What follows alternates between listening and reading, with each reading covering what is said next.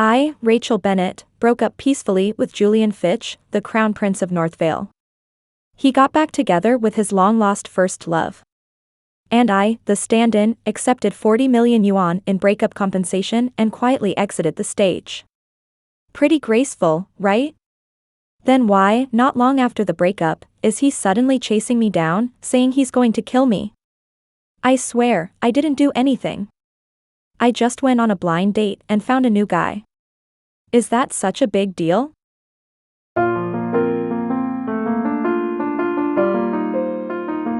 Chapter 1. What? Rachel, you? On a blind date? At an upscale French restaurant. My date hadn't arrived yet. Sitting across from me was Debbie, the owner of the place and also my best friend. She looked at me in disbelief. Who's the guy? The grandson of my grandma's old friend. I shrugged, swirling the ice in my whiskey glass, speaking casually. She asked me to meet him before she passed. Said whether it works out or not, I should at least give it a try. Debbie nodded, but after hesitating for a few seconds, she lowered her voice and couldn't help but ask. And Julian? You liked him so much. For years together, are you really ready to let that go, just like that? Just like that. Not a bad way to put it. But not quite accurate. I took a sip of my drink, gave a faint smile. He paid me 40 million. Does that sound like it just like that to you? At least he has that much of a conscience. Debbie huffed in frustration. But then, as if suddenly remembering something, she rubbed the bridge of her nose awkwardly. Rachel, I'm sorry. I didn't get your stuff back from Julian's place. I blinked. What do you mean didn't get it back? After the breakup, I had to rush back to my hometown for my grandma's funeral. I only just returned to City A yesterday. Packing up my things could only be entrusted to Debbie. I mean, I took the breakup money, it's only fair I get out of the way quickly. Debbie clutched her chest, her tone still a little shaken. It was terrifying. When I went to pick up your things yesterday, Julian wasn't at the office. He was home. Just sitting there on the couch, staring at me without saying a word. I felt creeped out the whole time. I finally finished packing, was about to leave with the suitcase, and then he suddenly said, "Nice hands. Let's cut them off." I almost burst into tears. That does sound like something Julian would say. But this whole situation? It's not something he would do. Our breakup was civilized, even pleasant. Everything had been settled clearly. Why the hell would he suddenly hold my luggage hostage? Chapter 2. Debbie looked at me and whispered. I don't think he's acting like he wants to break up with you. I shook my head. That's not possible. Everyone in our circle knew about me and Julian. Back then, Julian's white moonlight, Winni Harper, had rejected his confession and left for overseas without a word, all for her dreams. Julian had been down for a long time after that. There wasn't much I could do, except stay by his side quietly. Honestly, I never expected much in return. But 4 years ago, on Christmas morning, I handed a glass of honey water to a hungover Julian, just like I always did. He suddenly looked at me and asked, "You like me?" I panicked, blushed, and hurried to explain. I've never really thought about it. Be with me. Just a few words. 4 years. I took Winni's place and stayed by Julian's side, wholeheartedly, for 4 years. And in those 4 years, there was no one else around him but me. People in our circle called me the most successful stand-in in history. And I believed that too. I thought we had a future. But right on the day of our 4th anniversary, Winni came back. With just one sentence, "Julian, I missed you," she pulled him straight to the airport. And there I was, left standing alone in the villa decorated with proposal balloons, waiting like a fool until midnight.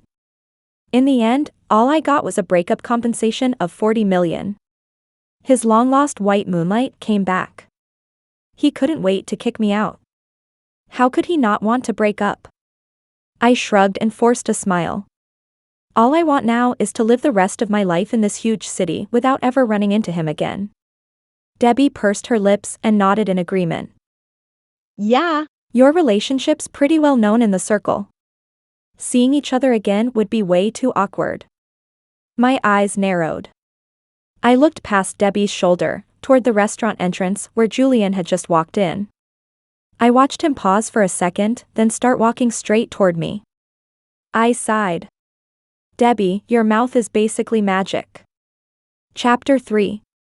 I chose to go on a blind date at the restaurant run by Debbie's husband for 3 reasons. First, it's close to the main location of my hot pot restaurant. Second, it's close to where the guy I'm meeting lives. Third, Debbie and her husband built their business from scratch, they don't belong to Julian's circle. So I figured, the chances of running into anyone I knew were slim. Yeah. Who could have guessed? Debbie gave an awkward laugh, her voice lacking confidence. As we spoke, Julian had already walked over to our table. He didn't say a word, just raised an eyebrow at Debbie, and that was enough for her to vanish like someone had grabbed her by the collar. Looks like I really did scare her earlier when I threatened to make her pack my bags. I arched a brow, poured myself a glass of whiskey, and offered Julian, who just sat down across from me, a cool smile. Mr. Fitch, care to join me? It had been more than 10 days since we broke up. Seeing him again now, I was surprised by how calm I felt. Julian didn't move. His dark eyes locked onto mine. With a face like that, striking and elegant, it was amazing how much pressure he could give off without saying a word. I quietly tightened my grip on the glass, though my smile never wavered. After about half a minute of silence, Julian finally smirked, raised an eyebrow, and picked up the glass I'd poured. He held it in his hand but didn't drink. His gaze was probing. When did you get back? Yesterday. I smiled. Some of us still have businesses to run, you know, not everyone has a massive empire like Mr. Fitch. Can't afford to take extended leave. Julian gave a small nod, his expression relaxing a bit. Here to see Debbie? I was about to answer when a stunningly handsome man in a white casual shirt and blue jeans walked up to our table. He looked at me, then at Julian, surprise flashing in his eyes before he spoke in a deep, magnetic voice. Rachel? Yes, that's me. Are you Nicholas Miller? Nicholas nodded, then looked at Julian. Did I arrive too early? Or did you schedule other dates too? The moment those words left his mouth, Julian's face darkened immediately. You're here for a blind date? Chapter 4. A blind date. I said with a faint smile. So? Shall I not bother walking Mr. Fitch out? Julian glanced at me, his brow furrowed even tighter. But instead of getting up, his gaze shifted toward Nicholas, eyes dark and unreadable. Mr. Fitch? I lowered my voice and gave another not-so-subtle hint for him to leave. The way he was eyeing my guest, seriously, it was downright rude. What's the rush? Julian raised an eyebrow at me, something murky flashing in his eyes I couldn't quite decipher. Then suddenly, he let out a soft scoff and curled his lips into a smirk. After sleeping in the same bed for 4 years, don't I at least get to screen your next guy? Chapter 5. A hot flush of humiliation crawled up my spine as I clenched my fists. How much more does he want to hurt me? There's no need for Mr. Fitch to trouble himself. I gave a faint smile, lifting my gaze to Julian, though my heart felt ice cold. My grandmother chose him for me. Her judgment has never been wrong. Julian's obsidian eyes narrowed slightly as he stared at me, something unreadable flickering in them. But he said nothing. Then, suddenly, his phone rang, slicing through the tense silence. He frowned, took out his phone, and the next second, his expression softened. Julian, you're not here yet? That gentle voice floated through the receiver, soft but clear enough for even me to hear. Winni. Julian's eyes swept over my face, his gaze darkening a shade. I'm here, just downstairs. Yeah. I ran into a friend. Just chatting for a moment. I'll come up now. A friend. Just chatting for a moment. I gave a bitter smile. My manicured nails dug into my palm, pain sharp enough to reach my heart. Julian hung up, stood up calmly, and straightened his cufflinks. Please carry on, you two. I won't interrupt. I watched his figure as he walked upstairs, a dull ache blooming in my chest. As I stood there dazed and biting my lip, Nicholas quietly took the seat across from me. His refined features curved into a gentle smile. So, Miss Bennett. Is it my turn now? Chapter 6. His words snapped me out of it. I blinked away the tears and gave him a surprised look. Mr. Sterling, you still want to continue this date? Nicholas tilted his head slightly, his tone light and completely unfazed. Why wouldn't I? First of all, I have eyes, I can clearly see what just happened. And personally, I don't think Miss Bennett did anything wrong. Second, I have a normal mindset. I'm not one of those outdated fossils who care if a woman's had a past relationship. And third, aside from this blind date, I've got another matter I need you to take responsibility for. I stared at him, stunned. Take responsibility? Nicholas pressed his lips together for a moment, then said with a perfectly straight face. I have a dog. He eats skewers. My brain glitched. I'm sorry. What? Nicholas pulled out his phone and placed it on the table in front of me. I looked down, confused, and in the next second, I was mortified. It was footage from a street lamp security camera. The timestamp was exactly the night Julian and I broke up. A $40 million check was lying on the pavement. I was curled up on the curb outside my hot pot restaurant, hugging a wine bottle and crying like a wreck.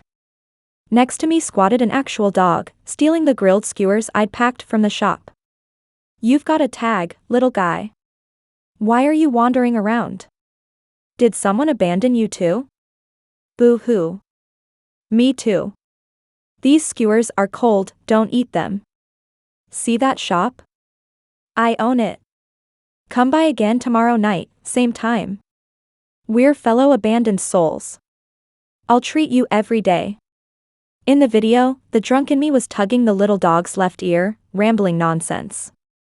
Outside the video, I covered my face and wished I could dig a hole and crawl into it. The camera got everything.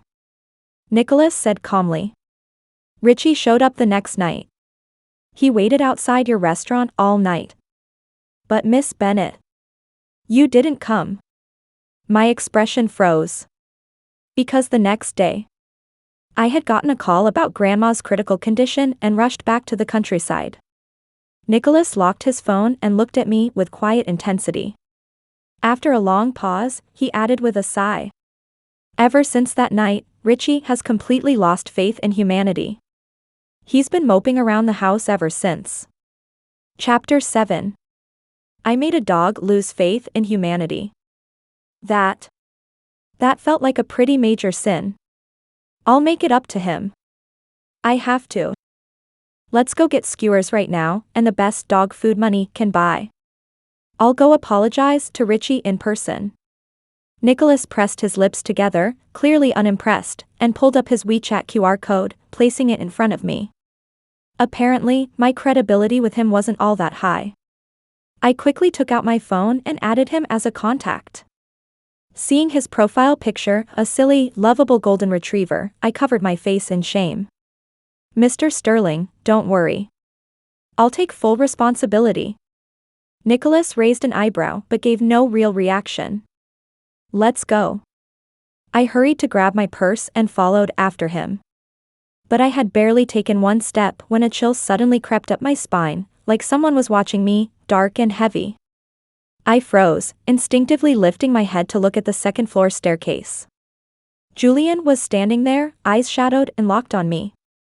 Behind him stood a few Playboy heirs, all wearing looks of thinly veiled disdain.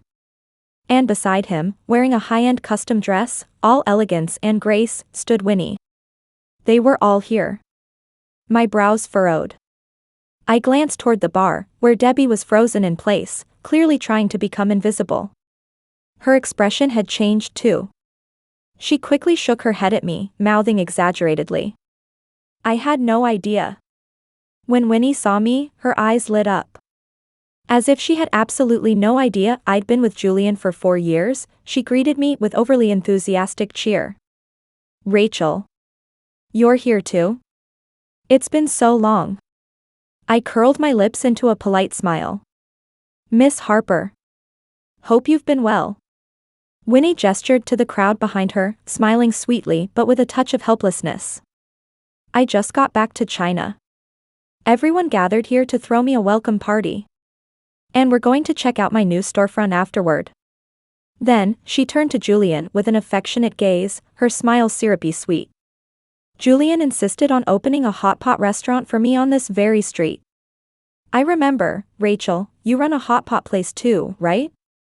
Looks like we'll be in the same business from now on. You should totally come help me pick out decorations. She's opening a hot pot restaurant? I whipped my head toward Julian, eyes narrowing. Chapter 8. Normally, competition in the same industry is no big deal. If it were anyone else, I wouldn't be bothered. But Winnie's family owns a multi-billion-dollar jewelry empire. What does she need a hot pot place for? My family used to be part of the elite in North Vale. But my parents passed away young, and suddenly. Back then, I didn't understand anything. The shareholders and so-called uncles swooped in and carved up everything. All I had left was a failing hot pot chain on the verge of collapse. Julian saw what I went through, how hard I fought, how much I suffered, just to keep that business afloat. Don't tell me he doesn't understand what it means for Winnie to open a hot pot place on this same street. Julian's gaze swept over me and Nicholas. After a few seconds of silence, he said blandly, helping Winnie out won't hurt you. Ha! Sure. No harm, huh? What a joke. She throws him away, changes her mind, comes back, and I'm supposed to hand him back, no questions asked. Now she wants a piece of my market share too, and I'm supposed to smile and help her? Where does she get the nerve? Rachel, come on. Winnie blinked innocently, once again extending the invitation. I turned slightly, letting out a cold laugh. I was just about to speak. She's got plans. Not available. Nicholas, who had been quietly standing beside me this whole time, suddenly spoke up. Everyone turned to him, surprised. But his expression was calm. His handsome features softened with a smile as he looked at Julian. She's coming to my place. Then he casually reached over and took my purse from my hands. Come on, heartless boss lady. Shall we go? Chapter 9. Heartless boss lady, the phrase Nicholas used was just ambiguous enough to be brilliant. I shot him a grateful look and smiled. Let's go. Going home with a man you just met? Rachel, don't you have any shame? Julian's voice cut in almost immediately, sharp and cold. Everyone around us froze. I furrowed my brow, anger rising fast. You're hugging your fiancé while lecturing your ex. Don't you have any shame? How about focusing on keeping your fiancé out of my hot pot business instead of meddling in where I go? Nicholas, already at the door, unexpectedly turned back. He smiled at Julian with a slight arch of his brow. Just to correct you, Mr. Fitch, we didn't just meet. So, no need for you to worry. Julian's face instantly went rigid. I blinked and turned to follow Nicholas. Well. That line was weird, sure. But not wrong. Not wrong at all. Chapter 10. Richie really took it hard. This young dog was sprawled out on the balcony like some world-weary old soul. Richie? Richie, I was wrong. I really messed up. I bought you the fanciest dog food money can buy. Won't you please have a bite? I was kneeling on the floor, holding out a bowl of gourmet kibble, repenting sincerely to Richie like I was pleading with a grand master. Nicholas was sitting calmly on the couch, silently watching me. I had a strong feeling he was mocking me. But whenever I turned to glance at him, his face was expressionless.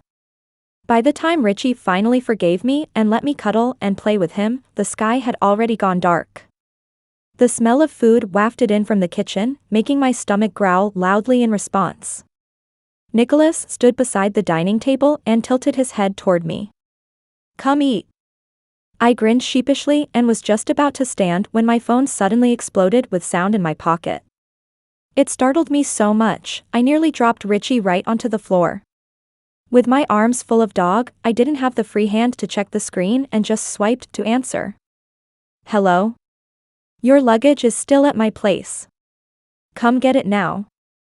I froze for a moment and glanced down at my screen to double-check. "Julian? He wants me to pick up my stuff, now? At night? It's too late. I'll send someone to collect it tomorrow." There was a sudden silence on the other end. I could hear faint, suppressed breathing, then Julian's voice came, colder than ice. "It has to be now." Chapter 11.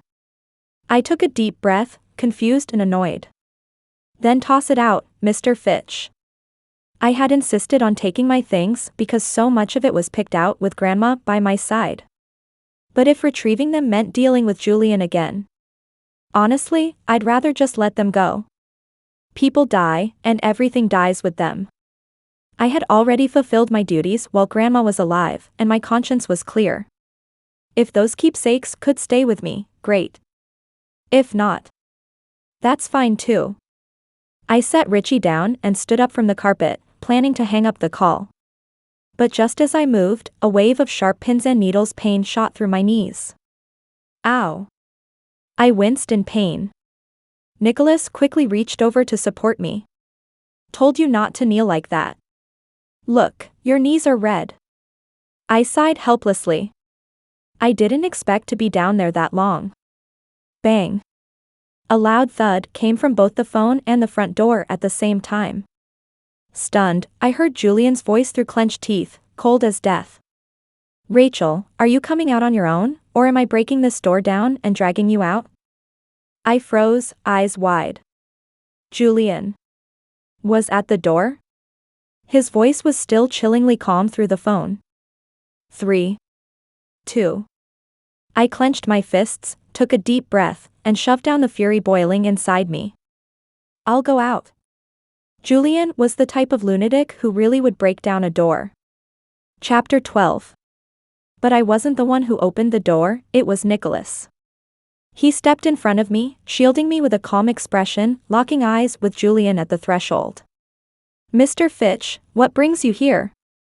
Julian looked like a thundercloud ready to burst, but he didn't respond to Nicholas. His gaze burned into me, furious and accusing. "You had time to stay here for 5 hours, but not enough time to come get your own things?" I was speechless. "Is your world ending tomorrow, Mr. Fitch? Can't it wait one night?" "Winni's staying over tonight," he replied calmly, showing no trace of anger. "I don't want her feeling uncomfortable if she sees your stuff. And besides, I don't want you coming back later accusing me of holding your things hostage or trying to create drama. Better to end it cleanly. Take them yourself." My manicured nails dug painfully into my palm. It was as if a fresh wound had been silently ripped open in my heart. I gripped the doorknob harder, my lips curling into a bitter smile. "Fine. I'll come get them right now." Chapter 13. This was the first time I'd ever sat in Julian's car and had zero desire to speak to him. I rested my head against the leather headrest in the back seat, eyes closed. Out of nowhere, Julian spoke. "You like him?" I frowned and opened my eyes, meeting his gaze in the rearview mirror. I paused for 3 seconds before nodding slowly. Yeah. "He's pretty great." Ha! "Pretty great. You seem to be doing pretty great these past 10 days. I actually thought you might." I raised an eyebrow. "Might what?" "Nothing," Julian said with a forced laugh. He looked away, eyes back on the road, and didn't speak again. Chapter 14. Debbie had already packed everything for me. 2 large suitcases sat next to the dining table in the living room. Julian sat at the table, casually sipping water from a glass, watching me silently. I had no intention of making small talk. Every second spent in this place, once so familiar, now utterly foreign, just made my chest ache. I reached for the handles of the suitcases, ready to leave. But my wrist was suddenly yanked backward. Julian's fingers clamped down tighter and tighter, the pain sharp and unrelenting. I winced, my brows knitting, the color draining from my face. Didn't you used to be madly in love with me? He looked up at me, staring straight into my eyes. One hand tugged loose his tie. And in the same movement, he finally shredded the illusion of calm he'd been holding on to. Only a couple of weeks and you're over me? You can just move on, start fresh with someone else, like it's nothing? You actually believe that? Chapter 15. Humiliation, wrapped in anger, crawled up my spine like fire. Julian's mocking tone, making light of how I couldn't let go of him, was more degrading than the day he handed me hush money for our breakup. Just because I loved him. Does that mean he gets to humiliate me like this? I yanked my wrist free, cold fury breaking through in my eyes. Does it matter if I've let go or not? What matters is, I've done what any decent ex should do. I'm not clinging. But you, Mr. Fitch, what's your excuse tonight? First time I've heard of a sugar daddy who does after-sales service, too. Don't tell me, you suddenly realized you're not ready to let me go? Julian didn't answer. He just kept looking at me, something unfamiliar flickering in his eyes. After 3 seconds of silence, he finally opened his mouth. What if I say yes? My spine stiffened. For a moment, I genuinely thought I was hallucinating. Did he actually just say that? Julian stood up slowly from his chair, bracing both arms on the table to trap me between him and the hard edge of it. His dark eyes locked onto mine, voice husky and low. Rachel, if this was all some kind of game you're playing, well, congrats.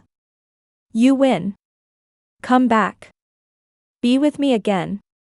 Then his lips brushed against the side of my neck, voice smooth as velvet. These past few days. Didn't you miss me? Because I think I kind of missed you. Chapter 16. Julian's lips brushed against my skin with teasing ambiguity as he tightened his arm around my waist. His tall frame completely enveloped me. In that moment, I didn't even have the mental space to question whether I still loved him or not. I just wanted to know, when he said all this. Was Winnie not standing right there, alive and breathing? My brain short-circuited with the sheer amount of information. I was too stunned to react. Wait. What about Winnie? I stammered. Julian narrowed his eyes, speaking with calm certainty. I'll find a place for you. She won't know. Slap. A loud, ringing smack landed squarely on Julian's face. I was trembling with anger. Where do you get the nerve to think I'd agree to be your mistress? Did he even see me as a person? How deeply must I have loved him before? For him to be so sure I'd accept this? Rachel, Julian didn't move. He stared at me, a cold smirk playing on his lips. If this is your little game, you're pushing it. I'll only coax you once. You walk out that door tonight, don't ever think about coming back. I gripped the suitcase handle tight, glanced back at him, and let out a cold snort. Go cuddle with your precious Winnie, I said. If we ever cross paths again, it'll be when one of us is dead. Chapter 17. After that day, I never saw Julian again. But when his hot pot restaurant finally opened, with great fanfare, no less. And she'd picked a very strategic location, just 1 street over from mine. To celebrate, they offered 70% off for an entire month, bleeding cash for hype. She nearly drove every other hot pot joint on the street out of business. I held up all right, I suppose. After all, I still had $40 million in compensation, so I had the means to burn money and hold my ground. But even so, she still siphoned off about 30% of my customer base. Nothing we can do. She's loaded. If she wants to burn money every day, who's gonna stop her? No idea how long I can hold on with the cash I have. I sat on the curb outside my shop, scratching Richie behind his ears. Staring into his round, beady eyes, I clicked my tongue. I gently tugged his floppy ear and pointed at the sales report in my hand. All right, Richie. You're the brains of this operation. Tell me, aside from slashing prices and improving flavor, what else can boost business? Woof. Richie suddenly perked up like he'd been electrocuted, barking twice toward the end of the street. I looked up, confused, only to see Nicholas approaching in casual clothes, walking leisurely toward us. Instinctively, I pulled a face and greeted him with mock sorrow. Dr. Sterling, you're off early today? Since our blind date, Nicholas and I had gotten to know each other better, thanks in part to Richie. His doctor's schedule was unpredictable, so he'd entrusted Richie to my care. Since pets weren't allowed in the restaurant, I set up a little umbrella at the entrance and had Richie sit guard outside like a furry mascot. Light day in surgery. Nicholas replied with a smile, pulling a lollipop out of his pocket. Here, something sweet. Might cheer you up. I shook my head and covered Richie's ears with my hand, whispering softly. Can't. Just pet Richie, my hands aren't clean. Nicholas raised an eyebrow, unwrapped the lollipop, and held it up to my lips. Then open up. I froze, caught off guard, feeling oddly self-conscious. Just as I was about to take it with my own hand, the leash jerked suddenly. Richie lunged forward, yanking me along with him. I stumbled, completely unprepared.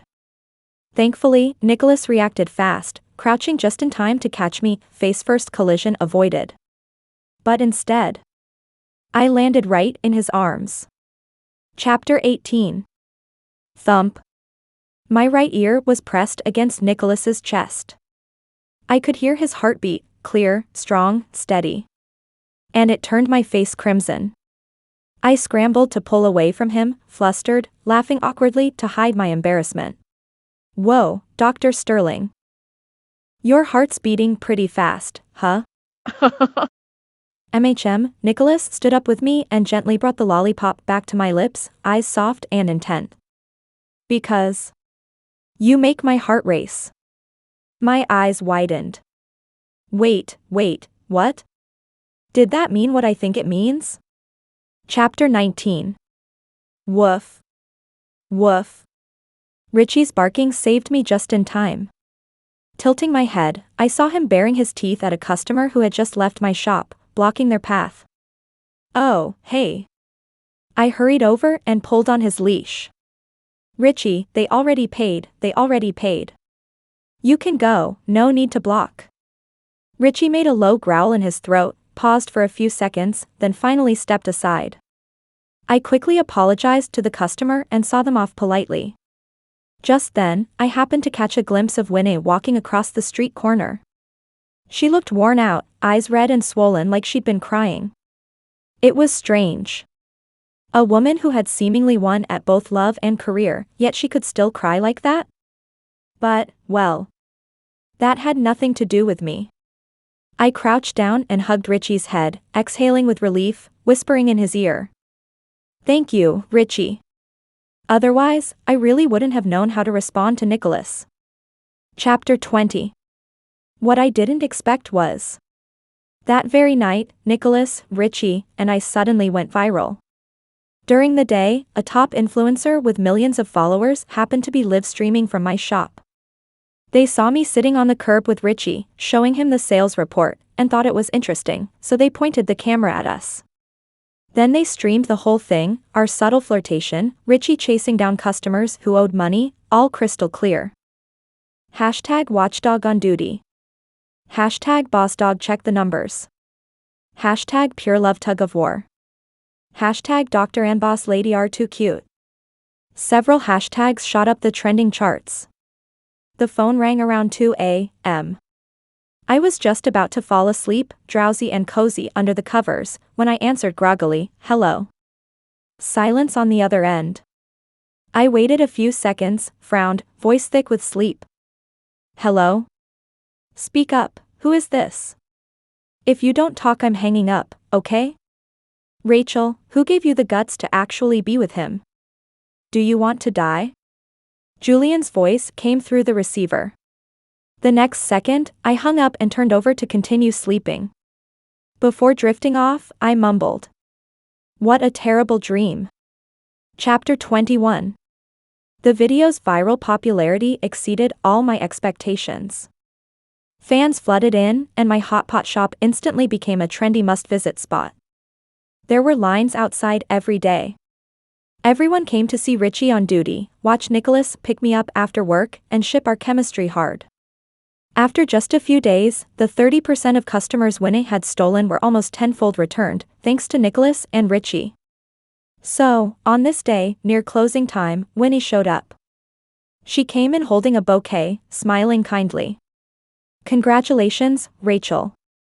I had a waiter take the flowers, looked up with a smile, and got straight to the point. Miss Harper, what brings you here? It was after hours, I wanted her to leave, not to sit. Winni's smile faded. She dropped the pretense of innocence, looking at me with arrogant coldness. Rachel, name your price. I blinked. You want to buy my shop? Not just that. Winni's gaze darkened. I want you gone from City A, completely. I motioned to the waiter to clock out, then chuckled lightly. Miss Harper, where are you from? This city's huge. As long as neither of us seeks the other out, I think we can go our whole lives without crossing paths. Winni sneered, eyes reflecting pride and disdain. Rachel, don't think that by hooking up with Nicholas, you and your little hot pot joint will break into the upper class. Don't you know the Sterling family background?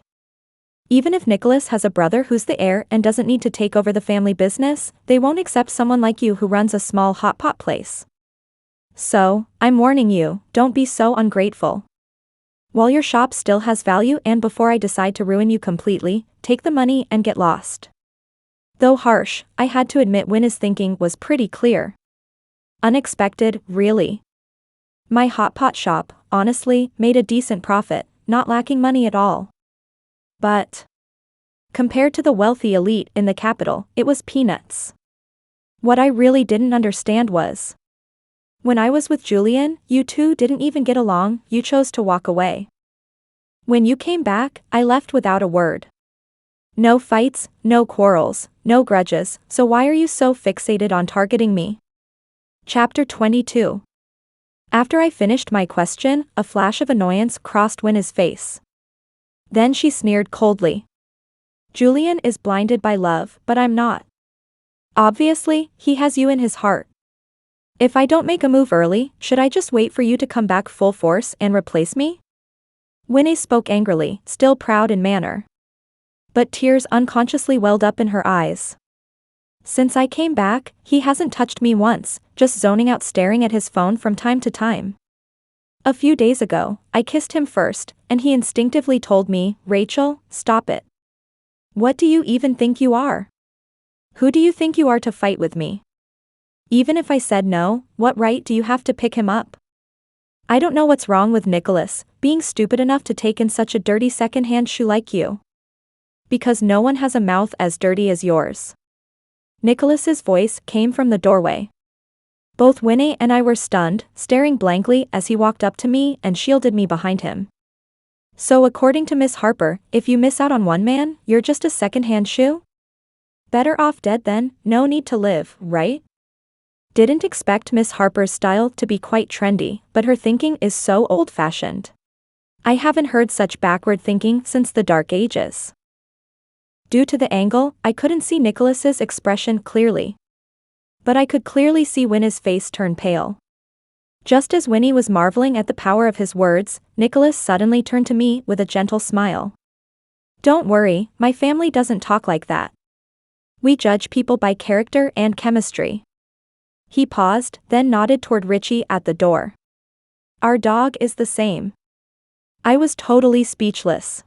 Sounds like an insult to me. Chapter 23. The shop was closed already, it was late at night. The neighborhood was quiet, leaves falling silently. Nicholas and I walked side by side, walking Richie while heading home. Sorry to keep bothering you, Dr. Sterling. Always borrowing Richie from you. No problem. Nicholas looked at Richie and smiled. The kid's grown up, he should work to support the family. I smiled too, but it was faint. After hesitating a few seconds, I spoke. And also, about the CP thing online about us. I'm sorry. Nicholas stopped walking. Under the streetlight, his eyes were bright as he bent slightly toward me. An apology? I thought I would get an answer instead.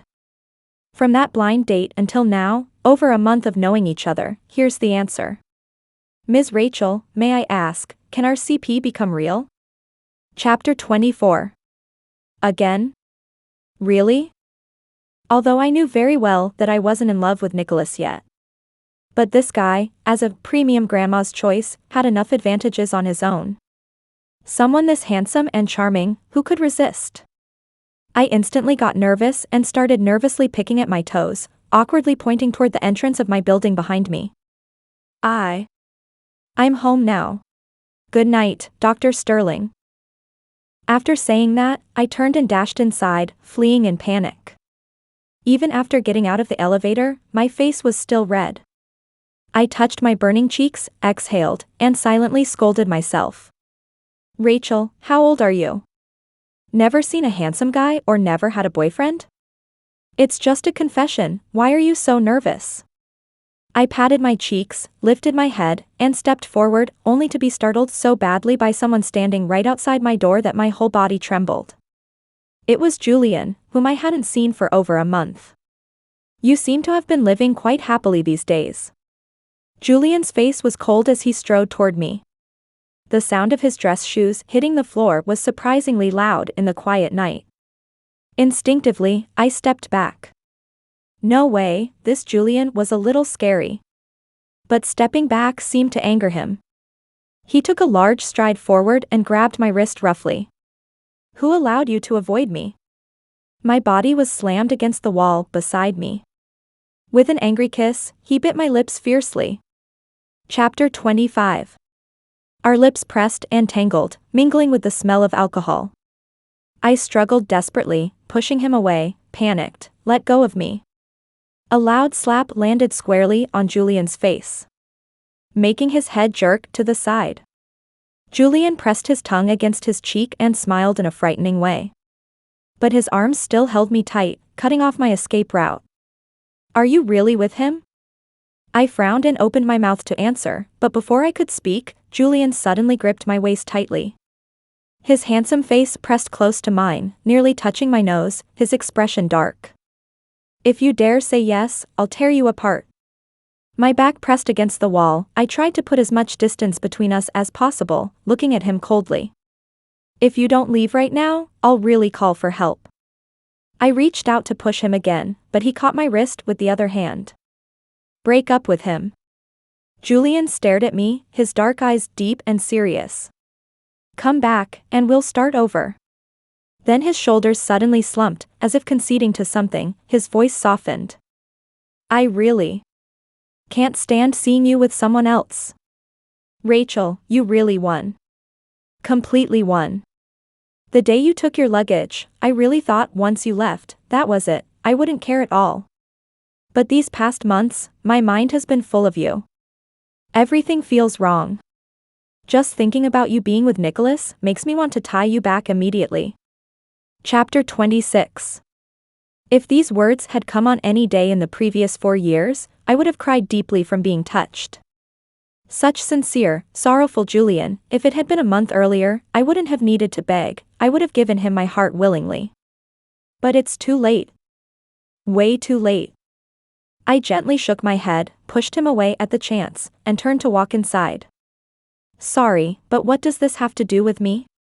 Here's the thing, go back and try harder to get used to it. You'll slowly get used to life without me. Go back and have a good life with Winni.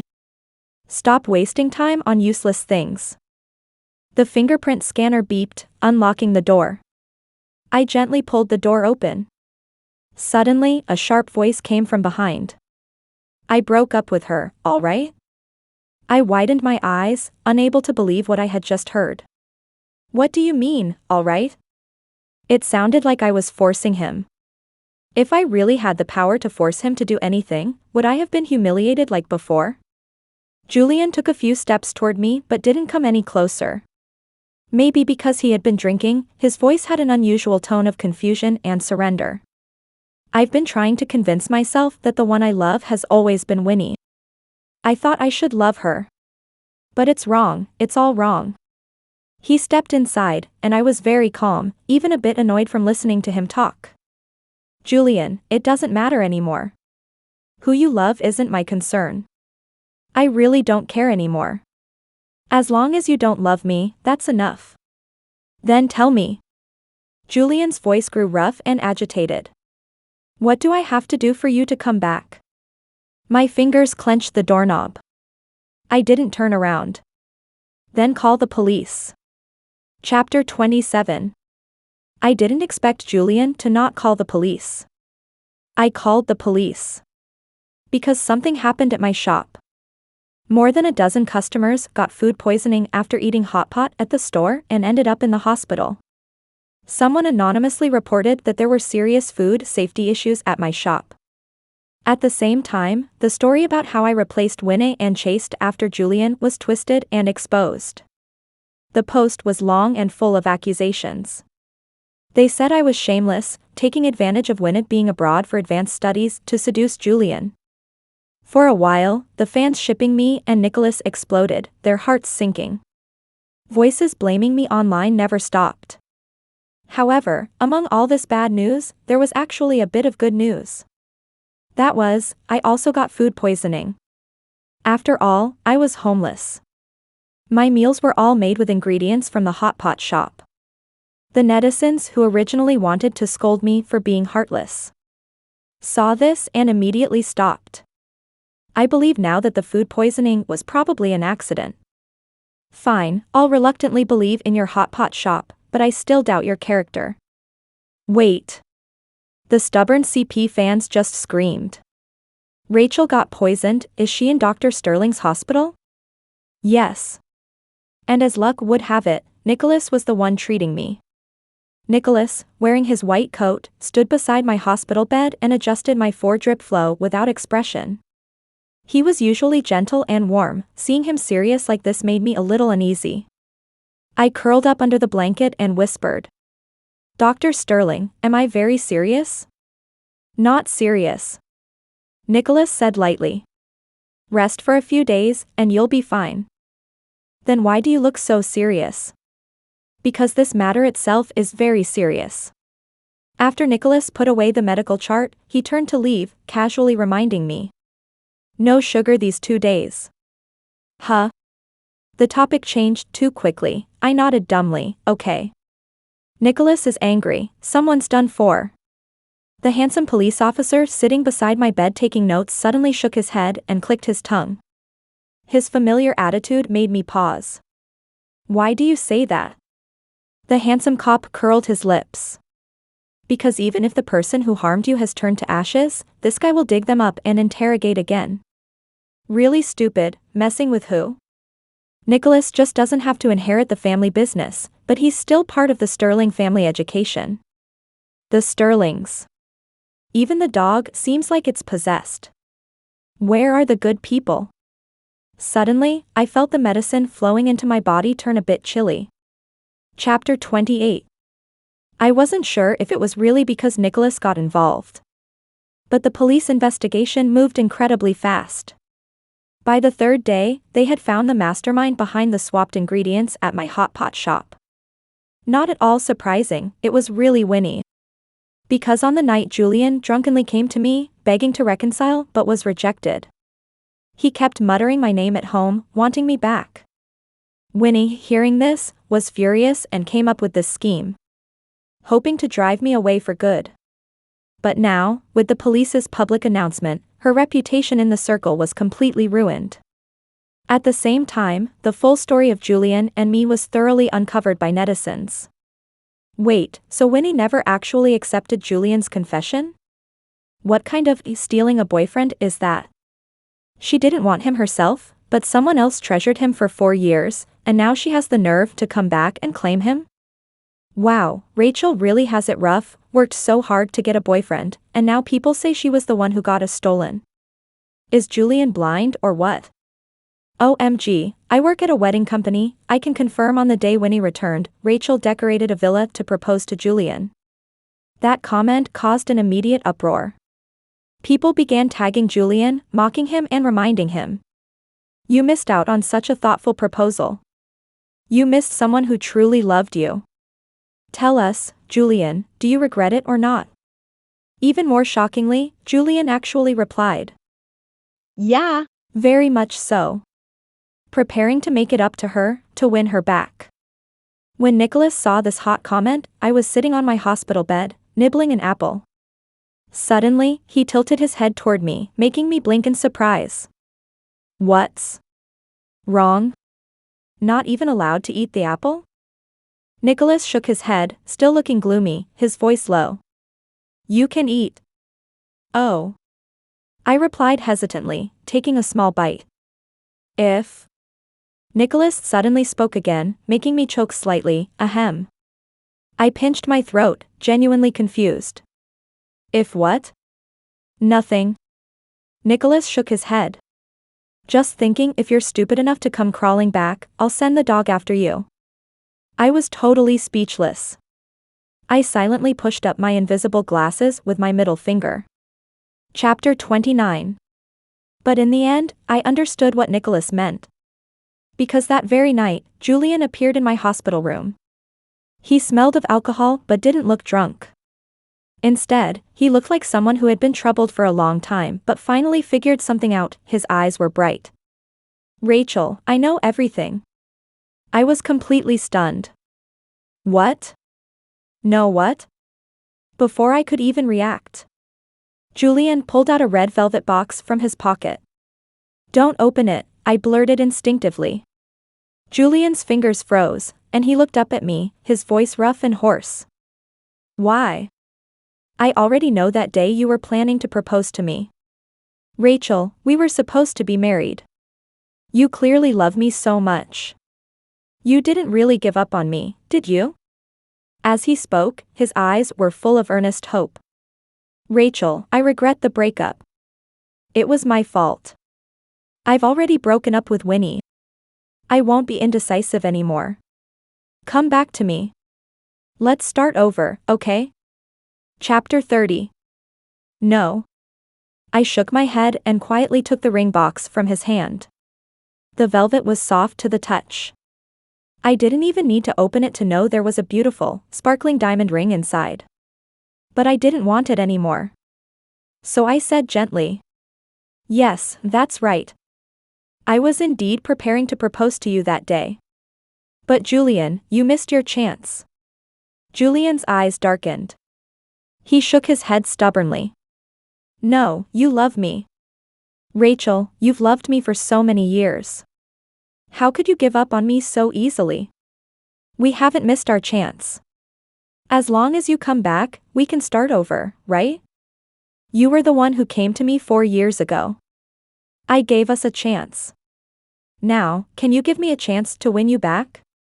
Our eyes met, and in Julian's gaze was a stubborn, deep affection, so clear. For a moment, I felt an unmistakable certainty. This time, he really wouldn't give up on me. My eyes trembled. Just as I was about to speak, out of the corner of my eye, I saw a shadow of a person and a dog pass by outside the door. All right, I'll give you a chance. I smiled and nodded. Then, under Julian's joyful gaze, I raised my hand and threw the ring box out the window. Find that ring, and I'll start over with you. Julian's eyes trembled, and he stared at me, nodding solemnly. Okay. Chapter 31. On the day I was discharged, Nicholas came with Richie. I was standing quietly by the hospital room window, watching Julian fumble around in the garden below. After days of searching, he had found the ring box. But the ring inside? It was nowhere to be found. No one knew if it had been lost or picked up by someone else. If he finds it, are you really planning to get back together with him? Nicholas suddenly stood beside me, his face dark and sour. By his left leg, Richie sat proudly and alert. It seemed like if I dared say yes, next, the dog would be unleashed on me. I couldn't help but smile. Of course. Nicholas's expression immediately darkened. I grinned mischievously at him, then reached into my pocket and pulled out a sparkling diamond ring. That is, if he really finds it. Since he wasn't willing to give up, I'd have to solve the problem in my own way. He should also feel what it's like to work hard, just about to see the dawn, only to be plunged into deep despair. My true feelings were once handed to him personally. He caught them but didn't cherish them, casually threw them away, and even trampled on them. So why should I forgive him just because he realized his mistake? Nicholas clicked his tongue, but the smile at the corner of his mouth was impossible to suppress. Miss Bennet is pretty ruthless. Perfectly fits to enter the Sterling family. By the way, can Miss Bennet give me an answer now? About our matchmaking, do you want to take it further? I raised an eyebrow and tilted my head, but didn't answer immediately.